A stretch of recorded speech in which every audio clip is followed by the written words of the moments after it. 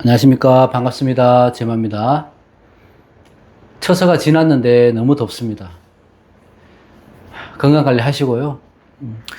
오늘 주제는 그 시주에 놓인 글자로 내 노년운을 보는 건데, 시주는 노년을 뜻하고 말년을 뜻하고 자식궁을 뜻하죠.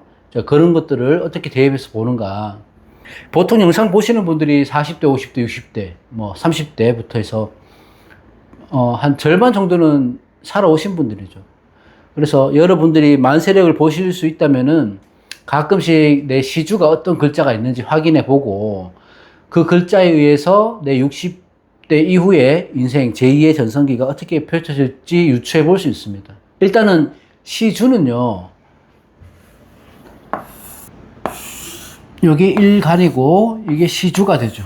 이 글자를 만세력에서 보고 판단을 하는 건데, 인생의 종착지예요. 시주는 결실이고, 또 나의 노년의 삶을 보는 궁이 시주인데, 요전에 알아야 될 것은 뭐냐면 근묘화실이라는 그 우리가 철학을 이해를 해야 됩니다. 근묘화실. 근묘화실로 이렇게 본다면은 한 인간의 일생을 갖다가 식물이 달아나는 자연의 이치에 빗대어서 보는 것들이 근묘화실입니다. 그래서 내기둥을 금묘화실 연주 월주 일주 시주로 이렇게 순행하는 과정을 말하는 건데, 근은 뿌리 근자를 써서 뿌리를 말하고, 묘는 새싹을 말하고, 화는 꽃을 말하고, 실은 열매를 말합니다. 단순하게 우리가 시간의 흐름을 보는 게 아니에요. 내가 태어날 때 이 조상으로부터 물려받은 환경이 어떻게 되는가, 내 재능이 어떻게 피어나는가, 그 종국에는 어떤 결과물을 만들어내는지, 이걸 보는 게 근묘화실이니까, 이 근묘화실의 이론을 굉장히 중심적으로 보는 것들이 사주역학의 매력입니다. 이게 순행의 원리가 되기 때문에. 그래서 나무가 씨앗에서 출발해서 화려한 꽃을 피우고 마침내 내가 열매를 맺는다, 이렇게 우리 운명도 이렇게 자연학이기 때문에 정확하게 이 단계를 거쳐서 완성됩니다. 역행하지는 않으니까요. 간단히 보자면은, 이 근은 뿌리 근자를 쓰니까 씨앗을 땅에 심는 거예요. 뿌리를 내리는 것을 말합니다. 사주에서는 연주라고 해서 1세부터 해서 예전에는 15세까지 봤는데 요즘 한 20세 정도, 어린 시절, 유년기, 청소년기, 이걸 의미하죠. 이것은 여기는 내가 선택할 수 없는 기운이에요. 그래서 조상의 기운, 가문의 기운, 또 내 환경의 기운이라서 내 환경적 배경을 나타내는 게 근이다. 여기에 용신이 있다면은 내가 좀 부유한 집안에 살았거나 내 조상이 부유하거나 뭐 이렇게 볼 수는 있죠. 그리고 이 묘는 새싹을 의미하죠. 그 씨앗이 수분을 머금고 발화하는 시기예요. 싹이 튼다는 거죠, 묘에서. 그러면 내 능력을 사용하는 시기라는 거예요. 그리고 월주기 때문에 부모도 되고 형제도 되고 사회의 궁입니다.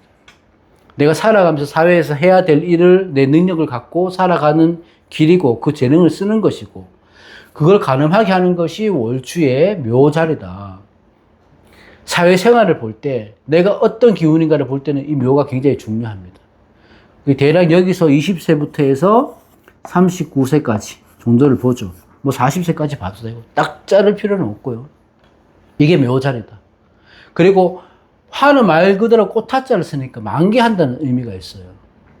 내가 살아가는 생에서 가장 영화로운 거죠. 영화롭고 화려한 시기고, 대략 40대부터 50대, 60대 정도까지니까 지금 대부분 여러분들의 상태를 말합니다. 그래서 장년기를 말하고 일주에 해당하죠. 이게 날을 상징하니까. 그러니까 과거에는 우리가 이 기운으로 살아간다면은, 현재는 여기서부터 이 기운으로 살아가기 때문에 굉장히 중요하다. 지금이 삶의 방향이 결정되는 시기예요. 근데 이 꽃의 열매가 언제 피어나냐, 그때 요 실에서 피어나는 거예요. 내가 여기서 노력해왔던 것들이 실에서 결실을 맺는다. 마침내 맺어지는 열매, 결실, 이런 것들을 말하는 건데, 이 근의 씨앗이 묘에서 싹을 틔우고 화에서 화려한 꽃을 피운 뒤에 그 다음에 성취를 이뤄내는 것, 최종 결과물. 그게 실이다. 그래서 오늘 말할게 이 실의 자리에서 어떤 글자가 있는가에 따라서 내 노년을 볼 수 있다는 거죠. 대략 60세 이후니까. 60세 이후부터 내 인생, 내가 노력해왔던 인내, 살아왔던 과정, 이런 결과물이 탐스러운 열매로 맺게 되는데 중요한 것은 이게 자식들이 훌륭하게 자리를 잡을 수 있는 것도 여기서 보는 것이고 아래 사람들의 존경을 받으면서 내가 삶의 평안이 찾아오는 시기도 여기서 보는 거예요. 그래서 사실 인생의 황금기는 여기라고 봐야 되는 거죠. 오늘은 이 실의 글자가 어떤 글자가 있는가를 봐서 내가 판단하는 거, 노년을 판단하는 거에 대해서 얘기를 해볼까 합니다. 이 시주에 재성이 있다. 물론 둘 다 재성이 있으면 더욱 강하지만 둘 중에 하나만 있어도 괜찮고요. 그 세밀하게 작용은 물론 사주 원국을 봐야 되겠지만 이 시주에 재성이 있다고 한다면은 대체적으로 어떤 통변이 되냐면 이게 재성은 재물이잖아요. 내가 노년의 자리에 재물을 뜻하는 재성이 자리 잡고 있다는 거예요, 여기에. 그러면 초년이나 중년에 겪어왔던 고비들이 여기서 내가 고생해왔던 것들이 여기서 보상을 받는 거예요. 마르지 않는 현금이 생기거나 그런 흐름이 생기거나 경제적으로 좀 여유가 생기고 또 풍요롭고 그런 노후를 보내게 됩니다. 재성이라면.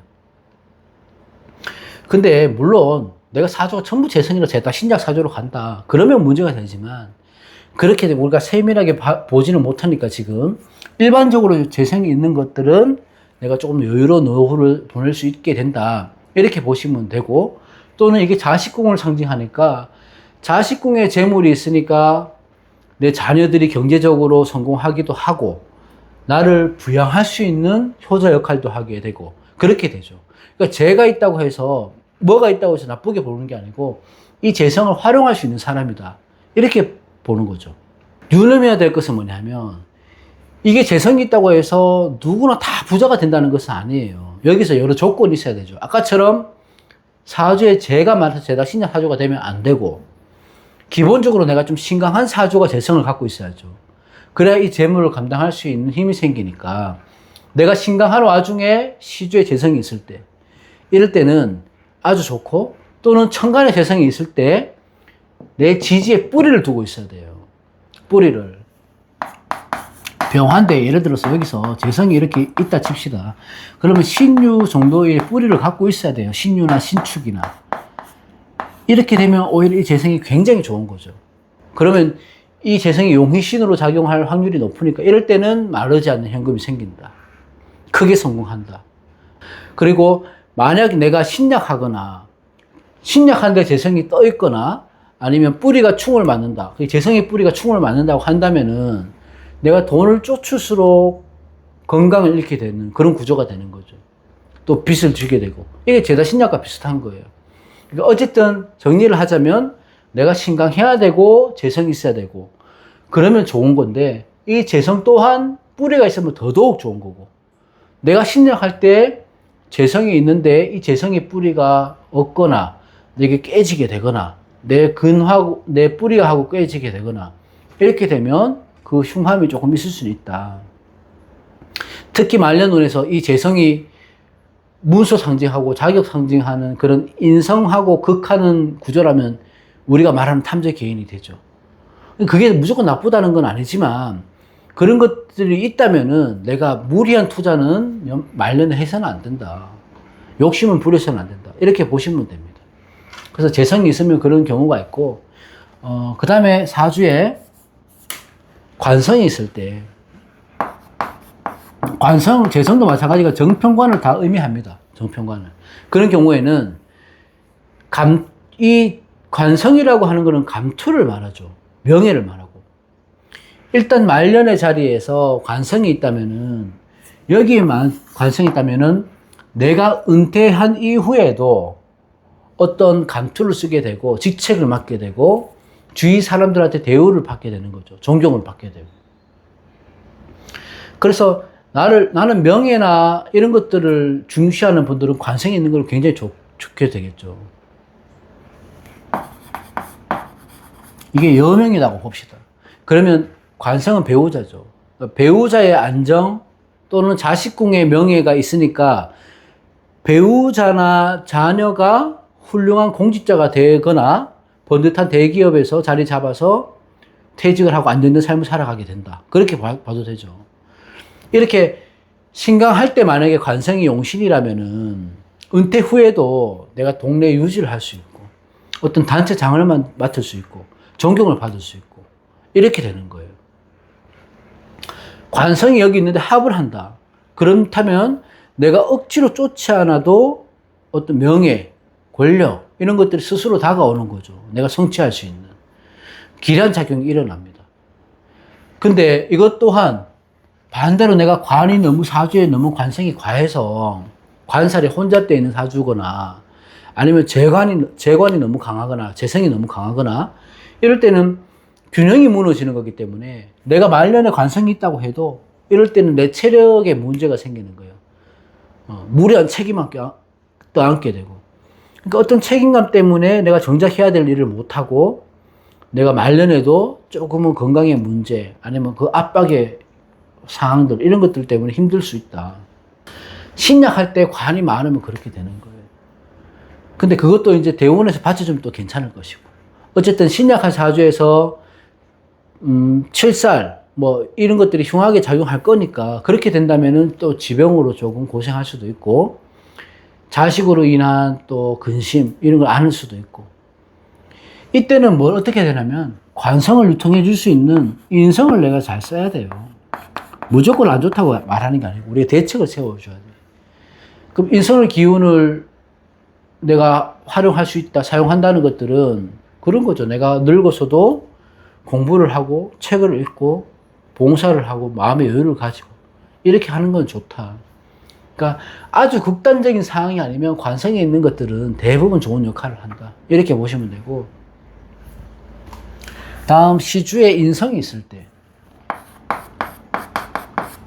자, 인성이 있을 때는 인성은 문서, 학문, 내가 수용하는 거 이런 것들 말하는 거잖아요. 이 자리에 인성이 있다고 하는 것들은 내가 노년에 이게 재성하고 연결이 돼요. 인성은 내가 보이지 않는 거지만 안정된 문서거든요. 노년에 월세가 꼬박꼬박 나오는 상가를 갖고 있다든지, 그럼 그걸 문서에 해당하니까, 부동산에 보니까. 그렇다든지, 아니면 배움에 대한 열망으로 해서 늦은 나이에도 뭐 대학원을 진학한다든지, 늦가게 공부를 한다든지, 철학이나 명리학이나 이런 종교, 그런데 깊이 심취한다든지, 그렇게 되는 거죠. 인성이 있다는 것들은 노후에 내가 아주 성숙하고 평온한 삶을 살아간다. 이렇게 보시면 돼요. 시주에 있으면요, 끊임없이 공부를 합니다. 배움에 갈망하고. 그러니까 책을 가까이 두는 삶을 사는 게 좋고, 그런 삶을 살아갑니다. 만약에 신약한 사주일 때 인성이 있으면, 아까는 신강한 관성이나 이럴 때는, 재성이 이럴 때는 신약할 때는 좋지 않지만, 인성이 시주에 있을 때는 신약한 사주가 굉장히 좋죠. 신약할 때 용신으로 작용하고, 인성이 당연히 용신으로 작용하겠죠. 그리고 지지에 또 인성이 뿌리를 하고 있다면, 그러면 더할 나위 없다. 그럼 최고의 노후를 보내게 되죠. 그런데 반대로 내가 신강한 사주가 인성이 시주에 이렇게 자리를 잡고 있다면은, 또다시 인성이 기신이 되는 거니까, 생각만 많아지는 거고, 외부에서 봤을 때 아주 고집센 그런 노인이 되기 쉽죠. 그래서 시주의 노인 인성은 자식의 기운인 식상을 극하기 때문에 자식과의 인연도 좀 박해질 수 있다. 인성은 좀 기흉이 좀 극단적으로 나뉘긴 합니다. 이럴 때 개우는 뭐냐면 내 생각, 경험 이런 것들을 무조건 옳다고 우기지 않으면 돼요. 이기적인 모습을 버려야 됩니다. 그리고 인성이 있으신 분들은 대부분 자식을 통제하려고 들러요. 시주에 있다면. 자식을 통제하는 그 상대가 아니고 그 자식 입장에서는 굉장히 숨통이 막히는 겁니다. 내가 시주에 임성이 있다면 한번 돌아보세요. 부모와 거리를 두게 됩니다. 내가 인성이 있다면 자식의 어떤 선택이 있다면 그거를 받아들이고 인정하고 독립을 좀 일찍 시키고 그래야지 가족 간의 불화를 막을 수 있다. 오히려 주변 사람들한테 내가 밥을 좀 더 자주 사고 또 지갑도 좀 열고 밖으로 나가서 땀을 흘리고 움직이고 봉사활동하고 이게 좋은 거죠. 이 인성이 과해서 나한테 흉신이 되면 머릿속에 가장 쓸데없는 걱정, 근심, 고집 이런 걸로 꽉 차 있습니다. 이걸 밖으로 빼내야 돼요. 아웃풋을 해야 됩니다. 그래야지 치매나 우울증 같은 정신적인 질환을 막아줄 수 있어요. 그래서 저는 사실 개인적으로 물론 돈도 중요하고 명예도 중요하죠. 그런데 이 인성이 시주에 있을 때 이 사람의 노년의 운을 굉장히 조금 더 유심히 봅니다. 자, 그렇고 자 마지막으로 비겁도 안 했네. 식상. 식상이 시주에 있을 때 식상은 내 에너지를 밖으로 표출하는 거예요. 또 생산해내는 거고. 노년의 식상이 있다면은 그 시주에 절대로 방 안에 가만 있을 수는 없습니다. 소일거리라도 하고 끊임없이 취미생활을 즐기고 또 새로운 뭐 요리를 배운다든지 사람들하고 소통을 하면서 뭐 이렇게 젊을 때 못지않게 활력을 찾아갈 수 있고 그래서 식상이 있는 것도 굉장히 좋습니다. 식상은 베풀고 키워내는 거잖아요. 강한 기운이기 때문에 내가 손주들을 또 양육할 수 있는 범위도 되는 거고 반려동물하고 함께 노년을 정서적인 안정을 누릴 수도 있고 그렇습니다. 그래서 그런 것들은 좋은데 만약에 식상이 태과하다면 많아서 문제가 된다면은 관을 극하니까 남편이나 뭐 직책, 내 명예 이런 것들 산정하는 관성을 극제하잖아요. 그러니까 오지랖이 넓어지는 거예요. 그럼 늙어서도 오지랖 때문에 구설에 오르거나 특히 여자 같은 경우에는 배우자 자리를 치니까 뭐 황혼 이혼이 될 수 있고 부부간의 갈등이 커질 수 있고 내면의 수양이 필요하다 반드시. 그래서 우리가 시상 1위격 중에 시상 1위 상관격을 일부 종사를 하지 못한다 이렇게 얘기하는 게 이 이유 때문에 그래요. 자, 그래서 식상이 있으신 분들은 많이 움직이고 활동하고 베풀고 뛰어다녀야 오히려 나한테 힘이 된다. 그게 그렇다. 자, 이제 그거 안 했죠. 비겁 안 했죠. 비겁. 비겁이 있다면은 비견하고 겁재는 견줄비자를 쓰잖아요. 어깨를 나란히 한다. 동료이자 친구이자 또 나의 독립성이에요. 시주에 내가 비겁이 있다면은 나이가 들어서도 배우자나 자식에게 과도하게 의존하지 않는 겁니다. 주체적으로 내 삶을 꾸려나가게 돼요. 주변에 마음 맞는 친구나 지인들이 항상 있는 거예요. 비겁이 있으면. 그럼 외로울 틈이 없죠. 근데 상대로 그거는 장점이지만 노년에 외롭지 않다는 건 장점이지만 그만큼 또 시끄러워질 이유도 있다. 다만 이 시기에는 자식들한테 내가 중요한 거는 이 시주에 비겁이 있을 때는요 자녀들한테 내 재산을 너무 빨리 일찍 물려주는 건 좋지 않습니다. 어쨌든 내가 죽을 때까지 생을 마감할 때까지 내 손에 쥐고 있어야 돼요. 그래야 내가 주도권을 끝까지 갖고 가는 거예요. 비겁이 있으신 분들이 일찍 내가 재산을 물려주게 되면 나중에 그거는 나한테는 굉장히 불리하다. 만약에 신강한 사주가 또 비겁이 있다, 시주에. 그렇다면, 비겁이 강하다면은 내 내면의 자존심이나 고집, 이기심, 아집 이런 것들이 굉장히 심해져요. 그러면 당연하게 군비쟁제가 일어나겠죠.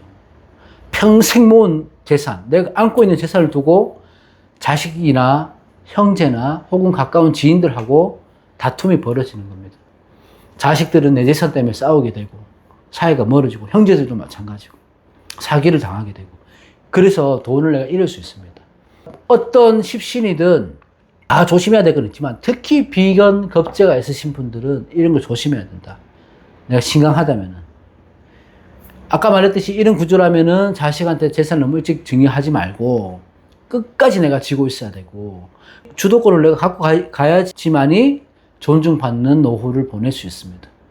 이렇게 지금까지 상황이 여의치 않거나 뭐 내가 노년의 삶이 좀 불안했던 분들은 내가 지금 갖고 있는 이 순간에 흘리는 땀, 뭐 눈물, 아픔 이런 것들이 마지막 이 결실, 열매의 단계를 피우기 전의 단계이기 때문에 그 황금기를 맞이하기 위한 사양분이 될 것이다. 지금이.